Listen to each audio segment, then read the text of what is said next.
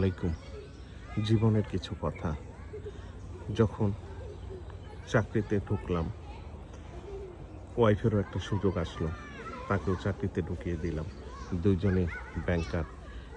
দুইটা ব্যাংকে আমরা আলাদা আলাদা দুটো ব্যাংকে কর্মস্থলে ছিলাম।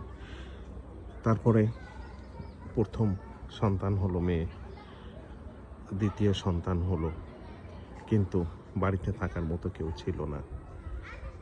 একটা কাজের মেয়ে ছিল দীর্ঘ 12 বছর, সে চলে যাবে।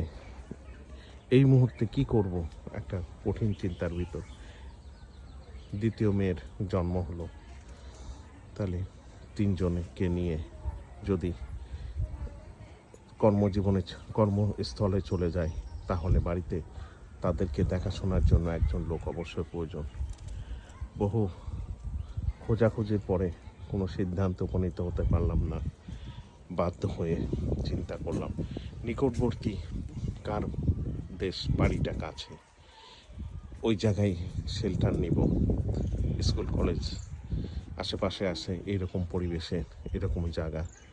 কারণ আমার বাড়িতে যেতে অনেক দিন, সারাদিনই লেগে যায়। তাই চিন্তাভাবনা, সিদ্ধান্ত হলো যে নিকটবর্তী গরিপুর, দাউদকান্দি, এখানে নিকট হবে, যে কোনো সময় আসা যাওয়া করা যাবে।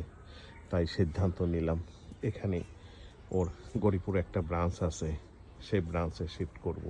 আমি ম্যাচ জীবনে চলে যাব। এদের ভবিষ্যতের কথা চিন্তা করে আমি এদেরকে এখানে শিফট করলাম। আস্তে আস্তে এখানে জায়গা কিনে বাড়িও শেষ পর্যন্ত করেছি। আজকে এই ছাদ বাগান যেখানে দেখছেন, সেই বাড়িতে।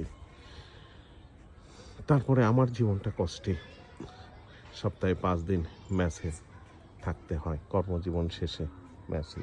আমি নিজের কষ্টকে বিসর্জন দিয়ে তাদের সুখের চিন্তা করেছি, তাদের লেখাপড়া চেষ্টা করেছি ভালো পরিবেশে এবং নিরাপদভাবে লেখাপড়া করানোর জন্য চেষ্টা করেছি। কতটুকু সফলতা পেয়েছি জানি নাই, তারাই বলতে পারবে। সন্তানাদি